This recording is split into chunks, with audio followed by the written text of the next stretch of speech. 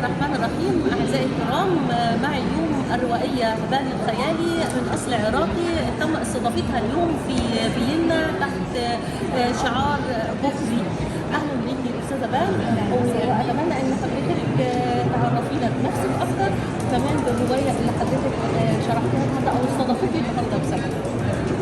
أنا هبال الخيالي، عراقية أولاً، بعدين أنا بيولوجيست. أحب أكتب من أنا صغيرة، وفازت بالقصص اللي أكتبها بالجوائز، فلهذا استضافوني. ممكن تقولي لنا أسماء القصص اللي حضرتك استخدمتي عليها الجوائز؟ والله وايد، بس اللي على مود استضافوني هنا 5 جوائز. أستاذة هبال، حضرتك أخذتي 5 جوائز على القصة دي. هاي القصة مجموعة قصص، هواية قصص أخذت جوائز، بس هاي القصة اليوم استضافوني على مود 5 جوائز. أستاذة هبال أخذت 5 جوائز على القصص اللي موجودة هنا. طيب، ممكن تحكي لنا باختصار القصص اللي أنت أخذتي عليها 5 جوائز بتحكي عن إيه؟ يعني كل وحدة شيء.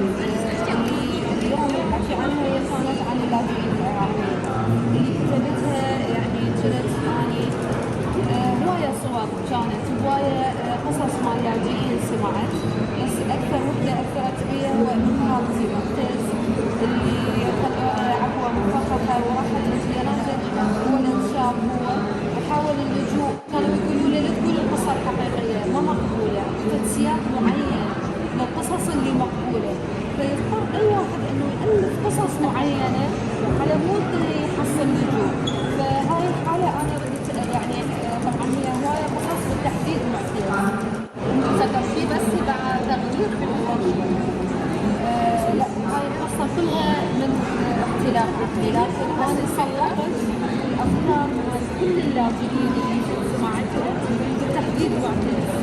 بالنسبة للقاء النهارده، كانت في أختي سألتك وأنت اتكلمتي عن المرأة العراقية باستفاضة. المرأة العراقية جبارة، أنا برأيي أنه كل النساء، أعتقد أنه كل النساء في العالم جبارة. يعني رب العالمين خلقنا نتحمل، صبورين، نقدر نفكر بعدة أشياء بوقت واحد، يعني فليس هنا رسالة العظيمة داخل النساء أكثر على الحفاظ على الأشياء الثمينة. بالنسبة للقاء اليوم، هل اتفاجئتي بسؤال معين حصل معاكي كده رغبة منه؟ لا. يعني أنا ما تفاجأت بالسؤال، متوقعة كل الأسئلة، بالعكس أكو أسئلة حرامات ما سألني إياها، كنت متحضرة إنه إذا قال لي هيك شو أجاوب. تتعود إن شاء الله. إن شاء الله.